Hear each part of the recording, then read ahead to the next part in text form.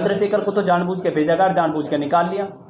चंद्रशेखर को इतनी बड़ी बड़ी एक चीज़ बताओ, अगर सरकार का सपोर्ट ना होता चंद्रशेखर को तो चंद्रशेखर क्या 300 गाड़ी समाज में कहीं अत्याचार होता चंद्रशेखर जाता, आप तो नहीं जाते ना। कहाँ से? चंद्रशेखर के पास सारे संसाधन हैं, लेकिन हम प्रयास करते हैं जाने का। चंद्रशेखर को प्री प्लान बीजेपी ने खड़ा किया गया है, आरएसएस का आदमी है, मैं खुला बोल रहा हूँ। और ये बात मैं आज से नहीं कई साल से कहता आ रहा हूँ, बीजेपी उसे खड़ा कर रही है क्योंकि उसे इस यूपी में से किसी तरह बहन जी को डैमेज करना, और वो इसने काम कर दिया है। आपको किसने खड़ा किया है? मुझे तो मुझे किसी ने नहीं खड़ा करा। मैं तो आज समाज के काम कर रहा हूँ, समाज के बीच में हूँ, समाज को लगा कि अच्छा है तो मैं समाज में काम कर रहा हूँ। दूसरे लोग संगठन वाले लूट रहे हैं तो आप कब लूटना शुरू करोगे? मुझे जरूरत नहीं लूटने की। अगर मुझे लूटना होता तो मैं अपनी नेवी की नौकरी छोड़कर मुझे क्या जरूरत थी आज समाज में धक्के खाने की।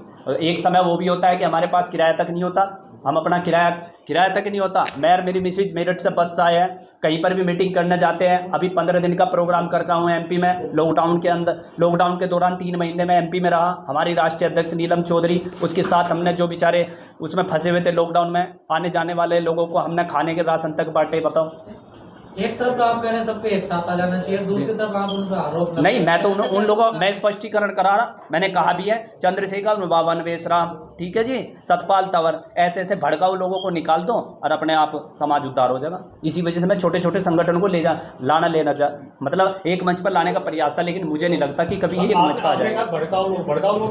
भड़काऊ सतपाल तंवर जी को देखा अत्याचार जाते। आज एक चीज़ बताइए, यूपी में हो, हरियाणा में हो, मध्य प्रदेश में हो, छत्तीसगढ़ में हो, सबसे ज़्यादा अत्याचार इन लोगों की वजह से हो रहे। आप भड़काऊ भाषण देते हो, दूसरे को गाली दे देते हो, और जहाँ पर समाज दबा कुचला है वहाँ पर लठ बजाए इन पे। होता है नहीं होता है? सबसे ज़्यादा 90% यही हाल हो रहा। पहले अत्याचार नहीं होता था समाज पे, इतना ज़्यादा नहीं होता जितना अब होने लगा।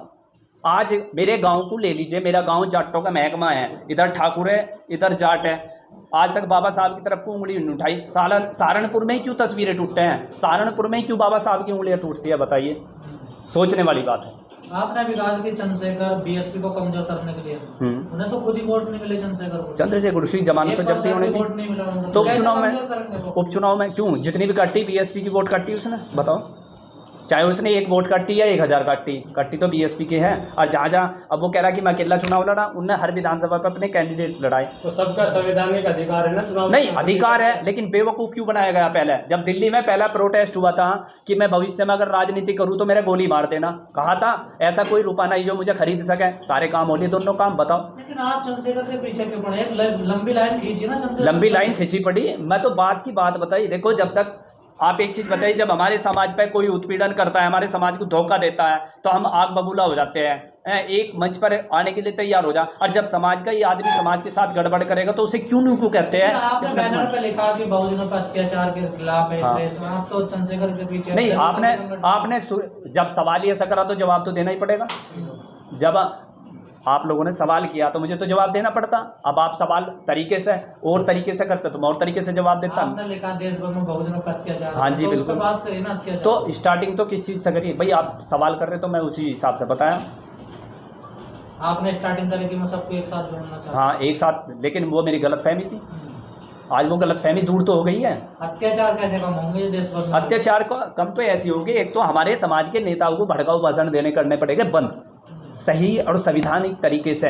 अपने को समझा लो, दूसरों को गाली देने की जरूरत नहीं है। और दूसरी बात, एकजुटता के साथ जब तक गांव-गांव में कैडर नहीं करेंगे, जब तक अपने लोगों को नशे से नहीं बचाएंगे, गलत काम से नहीं बचाएंगे, तब तक शोषण और अत्याचार रहेगा, जब तक एकजुटता में नहीं गए। और शिक्षा की ओर ले जाओ, क्योंकि परम पूज्य बाबा साहब ने ये कहा था, शिक्षित बनो, संघर्ष करो और संगठित रहो। शिक्षा के मामले में हम जीरो, संगठित के मामले में ऐसे एक पिट रहा तो दूसरा खड़ा हुआ देख रहा, और संघर्ष क्या में कर रहे हैं? उल्टे सीधे कामों में कर रहे हैं। कैडर की परिभाषा क्या है? कैडर की परिभाषा ये है कि हम लोग गांव-गांव जाते हैं, सबसे पहले लोगों को घर घर से बुलाने का कार्य करते हैं, जिसमें हमारी बहन बेटियां और युवा और बुजुर्ग भी रहते हैं। उन्हें सबसे पहले बताते हैं कि जो हमारे महापुरुषों ने बलिदान दिया है, सोटली करके बताते हैं कि जो बलिदान दिया उसके बारे में बताते हैं। जैसे परम पूज्य बाबा साहब, संत शिरोमणि गुरु रविदास जी, भगवान तथागत गौतम बुद्ध जी, पेरियर साहब होगी, और अपने ज्योतिबा फूले जी होगे, साहब कांसीराम जी होगे, और आदरणीय बहन जी है। लोकेश, अब आपको क्या लगता है जिस प्रकरण से आप पूरे विश्व में फेमस हुए, वो जो आपने सहारनपुर में वो कबाड़ी का ठेला लगाया था? नहीं, वो मुजफ्फरनगर में जी, वो उस पर पछता रहे हो आप? नहीं अभी पछतावा आपने अपने वक्तव्य में कहा कि हमें दूसरों को भड़काना छोड़ना पड़ेगा और अपनों को मनाना पड़ेगा, तो उस प्रकरण में पछता रहे हो? नहीं वो देखो वो भी तो भड़काने वाला मामला था। हाँ, पछता अब जमानत जब्त हुई, जी कितने महीने बिना जमानत के आपको जेल में जाना पड़ा, तो उस पर पछतावा है? पछतावा उस चीज़ से नहीं, पछतावा वैसे नहीं, जो मैंने करा अच्छा करा, लेकिन पछतावा इस चीज़ का है, हम लोग कर तो देते हैं, लेकिन ये उंगली लगाने वाले लगा देते हैं, लेकिन जब साथ नहीं देते यही प्रॉब्लम होती है। हम लोगों ने क्यों उतारी थी इसका भी रीज़न सुनो। हमने मुजफ्फरनगर ज़िले में लगभग सैकड़ों गाँवों में से ये तस्वीरें उतरवा के हमने नदियों में बहाई थी, लेकिन उसका रीज़न ये था कि किसी तरह चंद्रशेखर, हमें इतना ज्ञान नहीं था, हम खुद कह रहे कि हम मैच्योर नहीं थे, एक जोश था, युवा जोश, अंधभक्त बन के लगे हुए थे। हमें लगा कि भाई अपने समाज का कोई भाई आया है हमारे बीच हमारी आवाज़ उठाने के लिए, इसी वजह से हम लोगों ने वो उतारा था, मगर किस तरह छोड़ दे। 25 जून 2017 में उत्तराखंड गुड़मंडी मंगलोर में भी हमने रोड जाम किया था, जिसका खामियाजा आज लोग भुगत रहे हैं हम लोग। तो उस चीज़ के लिए हम लोगों ने ये करा था, लेकिन जब देखा कि हम जेल में पड़े, उन लोगों ने हमारा पता तक नहीं लिया जिन लोगों की वजह से किया, तब जाके हमें पछताना हुआ कि हमने वाकई में गलत किया था। लेकिन मेन चीज़ क्या है, हमें माइंड से निकालना, ना कि घरों से। ये चीज़ अब समझे, हम उस टाइम नहीं समझ पाए, लेकिन अब समझ रहे हैं कि हमें दिमाग में से निकालना अपने लोगों को, ना कि घरों में से। जब उनके कट्टर बनने से रोकना, कट्टर बनने से रोकना पड़ेगा, क्योंकि कट्टर बन के, केवल कट्टर बन के ये हो रहा है इस टाइम, कट्टर बन के अपने ही दुश्मन खड़े हो जाते हैं। है तो अब भी हम कट्टर, हमें पता कट्टर रहे गए हमेशा, लेकिन हमने देखा 90% लोग हमारे दुश्मन, अपने ही लोग दुश्मन बन जाते हैं अगर कट्टर बन जाते हैं, अपने ही लोग कटवाने का काम करते हैं। चलिए ये तो हुई सारी बातें। अब बताइए, जो मुद्दा आपने रखा है बहुजन समाज पर अत्याचार के खिलाफ, जी क्या करने वाले हैं? देखो, हम लोग नेशनल भीम आर्मी के नेतृत्व में एक बहुत बड़ा आंदोलन करने का हमारा प्रयास चल रहा है, और हमारा उद्देश्य यही था कि सभी संगठनों को लेकर हम इस आंदोलन को करेंगे। लेकिन आज ये गलतफहमी दूर हो गई, हम अपने स्तर से, अपने संगठन के स्तर से कुछ लोगों को लेकर एक बड़े आंदोलन की तैयारी करेंगे दिल्ली के अंदर। जो जिस तरीके से पूरे देश के अंदर आज हमारे युवाओं की हत्या की जा रही है, हमारे पर अत्याचार शोषण हो रहा है, गवर्नमेंट कर्मचारियों को भी परेशान किया जा रहा है कहीं ना कहीं, तो इन चीज़ों को लेकर हम लोग एक आंदोलन की तैयारी कर रहे हैं, और जल्द ही इसकी हम सूचना से अवगत करा देंगे। उसके लिए हम एक तैयारी चल रही है। किस किस संगठन को आपने इनवाइट किया कि आइए हमसे मिलिए, या हमें अपने मिलिए? मैंने BSS को किया, और जी बहुत सारे संगठन हैं, भारतीय गुरु रविदास मानव सुरक्षा दल है, और मुजफ्फरनगर के बहुत युवा संघर्ष समिति है, MP से है, सहारनपुर से है, काफ़ी संगठन थे, 20-25 संगठनों से बात हुई थी। तो उन लोगों ने हमको आश्वासन दे दिया कि सर हम आएंगे, बहुत अच्छा प्रयास है। फेसबुक और ट्विटर पर तो सबने कहा बहुत अच्छा प्रयास है, सोशल मीडिया पे, लेकिन जब ग्राउंड स्तर पर देखा रियल में, तो एक भी संगठन आने के लिए एग्री नहीं हुआ। मैं कोई बात नहीं, हमें तो रखनी थी। देखो, हम अपना असूल है कि अपना जो करना वो करना है, पीछे नहीं हटना। और सीधी सी बात है, जब तक हम एकजुट नहीं होंगे, जब तक एक मंच पर नहीं आएंगे, शोषण तो होता रहेगा। ये हमारा छोटा सा प्रयास था, और हमसे पहले तो देखो महापुरुषों ने बहुत बड़े प्रयास किए, शायद हमारी गलतफहमी थी, आज दूर हो गई। तो मेन चीज़ ये है कि देखो, हमें सबको स्वार्थ छोड़ के और पॉलिटिक्स छोड़ के अगर समाज के हित में ही काम करना है, तो सबको ईमानदारी के साथ ये मत सोचो कि हमें कुछ मिलेगा। आँख मीच कर, मैं मेरठ ज़िले में रहता हूँ, मुझे परिवार की फ़िक्र नहीं, घर की फ़िक्र नहीं, समाज के लिए जितनी मेरी कैपेसिटी है उसके अनुसार हम लोग टीम वर्क कर रहे हैं, कार्य कर रहे हैं। मेरी चंद्रशेखर भाई से या सतपाल तंवर से या वामन बेसराम जी से, इन लोगों से मेरी कोई निजी दुश्मनी नहीं है, लेकिन विचारधाराओं के प्रति मैं लड़ता हूं। कॉन्फ्रेंस में जिस प्रकार से आप आरोप लगा रहे, तो लग तो रहा है कि निजी प्रॉब्लम नहीं, निजी मेरी कौन सी, उन्होंने मेरे खेत में कौन सा वे कुछ बोरे या मेरी कोई खेती बटरी, बताइए। मेरी कोई निजी दुश्मनी नहीं है, लेकिन विचार की दुश्मनी है। 2 अप्रैल 2018 में भारत बंद हुआ। तो क्या आपने इस मुहिम के लिए उन संगठनों को भी कॉल किया? किन से? जिनके पे आप आरोप लगा रहे हैं? मैं तो जिंदगी में ना तो उनके साथ हूँ ना जाऊँ। वो कहते हैं ना, गंदगी में अगर घुस जाओ तो गंदे हो जाते हैं। हकीकत बात तो ये है। मतलब कुछ संगठनों को आप छोड़ के चल रहे हैं? मैं कुछ संगठनों को छोड़ के, समाज के संगठन है, कहेंगे बहुजन समाज के, जो दूसरों के टुकड़ों पर नाच रहे हो और दूसरों के हड्डी चाट रहे हो, तो वे क्या समाज का वो करेंगे, बताइए। बसव साहब, दिल्ली में आपको कमान दी गई है, क्या आपकी रणनीति है दिल्ली में? देखो जी, दिल्ली में जो मैं जय भीम नमो बुद्धाय, दिल्ली में जो मेरे को कमांड दी गई है, मैं उसको अपने मन से, तन मन धन से करने के लिए तैयार हूँ। लेकिन अगर मेरा बहुजन समाज मेरे साथ इसी तरीके से भी ऐसे ही साथ देगा, तो फिर तो मैं भी मजबूर हो जाऊँगा। क्या अपील कर रहे हैं? आज मीडिया बुलाई है, मीडिया के द्वारा क्या आप मैसेज देना चाह रहे हैं? मैं यही देना चाहता हूँ कि हम अगर संगठित होंगे, एकत्र होंगे, संघर्ष करेंगे तभी कुछ होगा। मैंने जिसको भी बोला वही कह रहे हाँ हम आएंगे। और अब ये जितने मेरे कार्यकर्ता हैं इनके भी एक मेरे 2-4 आए हैं बेचारे, ये मोमडन हैं, बहुत लगाव करता है बच्चा। मैंने अन्ना नगर में प्रोग्राम किया था, इस बच्चे ने मेरे को बहुत ज़्यादा सहयोग किया, बहुत अच्छा प्रोग्राम रहा वहाँ भी। लेकिन यहाँ तो मैं कुछ भी नहीं देख रहा हूँ। वहाँ कम से कम मेरी कॉलोनी के लोग तो मेरे साथ हो जाते हैं खड़े, मेरे पूरी कॉलोनी मेरे साथ खड़ी हो जाती है, लेकिन यहाँ देख रहा हूँ तो कोई आया नहीं। दिल्ली प्रदेश अध्यक्ष हैं, लोगों को जोड़ने की जिम्मेदारी है आपके पास। जी खाली कॉलोनी थोड़ी जोड़ो, 7 विधानसभा है। हाँ जी, हाँ जी, हाँ जी, हाँ जी। दिल्ली 70। देखिए साहब, मैंने तो अभी शुरुआत ही की है, तो जितना होगा मैं सहयोग करूँगा। दिल्ली में तो खैर मुझे तकरीबन सभी जानते ही हैं, और मैं रिटायर हूँ कम्युनिकेशन से। 2019 में मैं रिटायर हो गया था, तो मैं तो अभी समाज सेवा में ही लगा हूँ। जहाँ भी मुझे बुलाएंगे समाज सेवा के लिए मैं तैयार हूँगा। पार्टी में ज्वाइन करनी नहीं चाहता। बहुजन समाज पर अत्याचार के लिए आपने प्रेस कॉन्फ्रेंस बुलाई जी और उन संगठनों को भी आपने अपील की आने की आज की प्रेस कॉन्फ्रेंस में। जी सर। अगर यही हाल रहा तो बहुजन समाज का आगे होने क्या वाला आगे? देखो सच्चाई बता दूं, इसमें मैं भी हूँ। आज एक कड़वा सच बता दूं, ये गाँवों में और पिटेंगे। ये जितने भी संगठन बने हुए हैं ना, ये राष्ट्रीय अध्यक्ष, इसमें मेरी भी गिनती है, मैं भी पिट सकता हूँ। अगर ये इसी तरीके से चलते रहे और एकजुट नहीं हुए और ऐसे ही चलता रहा तो ये गाँवों में जैसे मीटिंग करने जावे ना, पिटने का काम और कर रहे हैं, पिटेंगे और ये। क्योंकि अब समाज भी उब चुका है। इतने सारे संगठन किस किस का साथ दे, किस किस के साथ खड़े हो। अगर यही सब एक जगह आ जाए, कथित प्रयास तो यही था कि सब एक जगह आ जाए तो बहुत बढ़िया। समस्या यहाँ एक दूसरा, यहाँ कंडीशन ये है कि एक दूसरा छोटे होने को तैयार नहीं।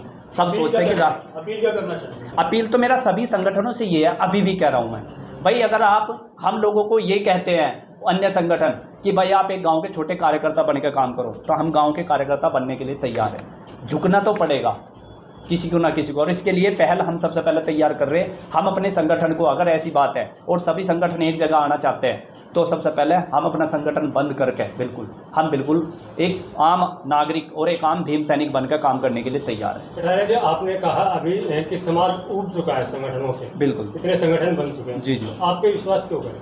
देखो, मैं नहीं कहता मेरे पे विश्वास करो, मेरे पे विश्वास मत करो, हमारे कार्य पे विश्वास करो। हमारा काम बोलता है ना कि नाम बोलता है। हम जमीनी स्तर पर काम कर रहे हैं, ग्रास रूट पे, और ऑन रिकॉर्ड के तौर पे। मैं ये नहीं कह रहा सोशल मीडिया से पता करो। आप जिन जिन राज्यों की हम लिस्ट दे देंगे, जिन जिन जिलों में गए उनकी लिस्ट दे देंगे, आपको आने जाने की सारी फैसिलिटी मिलेगी। वहाँ पे आप पता कर सकते हो कि हमने कार्य कितना किया है, क्योंकि आदमी का नाम नहीं बोलता, काम बोलता है।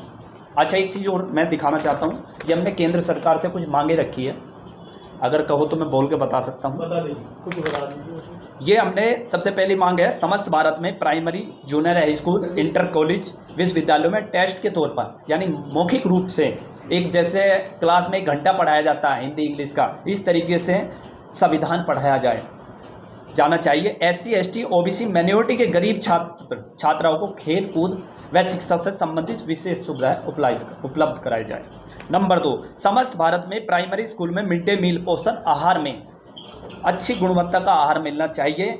अगर इसमें कोई मिलावट करता है तो उसके विरुद्ध सख्त कार्रवाई होनी चाहिए। नंबर 3, SC ST एक्ट को 9वीं सूची में रखा जाए। ये बहुत अहम सवाल है। SC ST एक्ट को 9वीं सूची में रखा जाए। अगर SC ST एक्ट 9वीं सूची में रखा जाता है तो हमारा एक्ट मजबूत हो जाएगा, एक तरीके से लॉक हो जाएगा, फिर उसके साथ कोई छेड़खानी नहीं कर सकता। नंबर 4, देश भर में 2 अप्रैल 2018 भारत बंद में अनुसूचित जाति के शहीद हुए भीम सैनिकों के इस महापर्व दिवस के अवसर पर राष्ट्रीय अवकाश तौर पर घोषित होना चाहिए। 2 अप्रैल नंबर 6, 2 अप्रैल 2018 को भारत बंद के आंदोलन में SC ST के युवाओं पर फर्जी तरीके से दर्ज मुकदमों को तुरंत हटाया जाना चाहिए एवं भारत बंद के शहीद भीम सैनिकों के परिवार वालों को भारत सरकार द्वारा सम्मान प्रदान किया जाना चाहिए।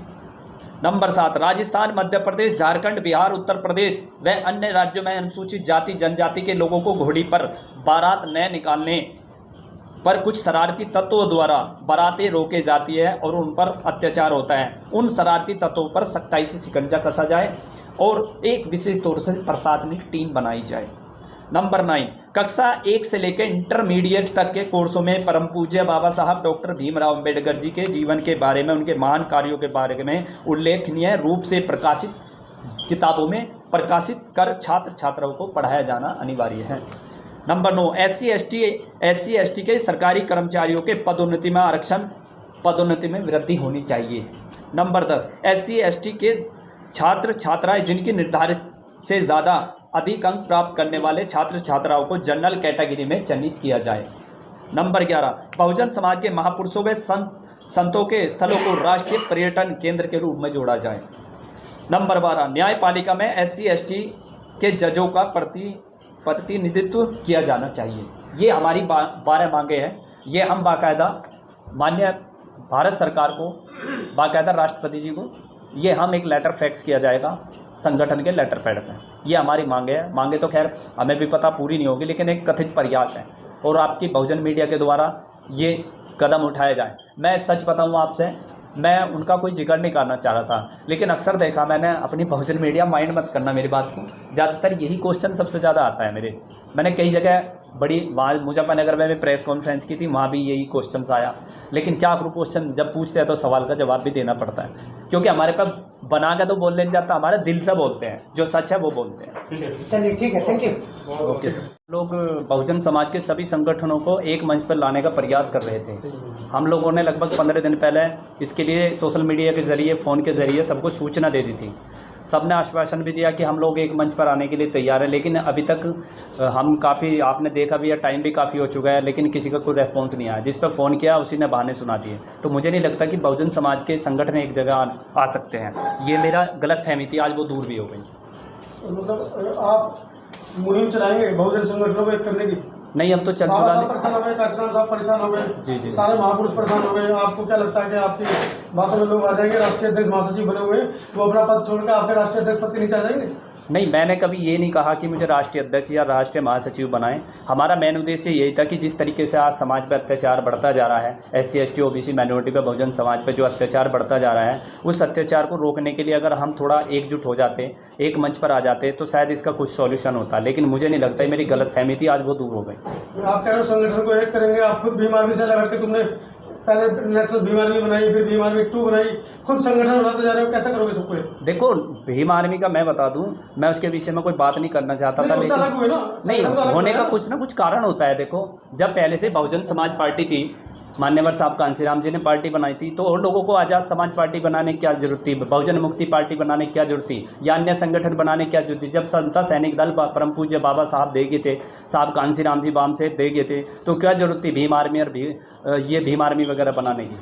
लोकेश जी, अगर आपको कोई ये प्रस्ताव देता है कि आप अपना संगठन हमें विलीन कर दो, तो क्या आप अपना संगठन उसमें विलीन कर लेंगे? देखो, अगर संगठन, वो संगठन की विचारधारा के ऊपर डिपेंड करता है। अगर उसकी विचारधारा वाकई में अम्बेडकरवादी है और बहुजन समाज का सच्चा हितैषी है, तो मैं बिल्कुल तैयार हूँ इस चीज़ के लिए। अभी तक आपके पास कोई संगठन ऐसा आपको लगता है कि कोई संगठन ऐसा है जिसमें आप विलीन कर दें? आपको लग रहा है ऐसा कोई संगठन? मुझे तो देखो, सीधी सी बात है, जिन जिन संगठनों में मैंने काम किया, सबने अपना उल्लू सीधा किया है अभी तक। लेकिन सच बताए तो ग्राउंड स्तर पर और ग्रास रूट पर कोई कार्य करने के लिए तैयार नहीं है। क्या आप भी अपना उल्लू सीधा कर रही है इसका मतलब? नहीं, अगर मुझे उल्लू सीधा करना होता तो मैं आज छोटी सी प्रेस कॉन्फ्रेंस नहीं करता। मैं भी बहुत बढ़िया 300 गाड़ियों में मैं भी घूमता मजे से। लेकिन सच्चाई ये है कि समाज का बेवकूफ़ बनाया जा रहा है। तो आपको दर्द है कि आपके पास 300 की गाड़ी नहीं है? नहीं, मुझे कोई दर्द नहीं। मेरा दर्द ये है कि जिन बहुजन समाज के 13 लड़के 2 अप्रैल 2018 भारत बंद के दौरान शहीद हुए, उनके नाम से जिन लोगों ने पैसा इकट्ठा किया, सब्बीरपुर प्रकरण हुआ था सहारनपुर के अंदर 5 मई 2017 को, उसके नाम से जो इन लोगों ने पैसा इकट्ठा किया,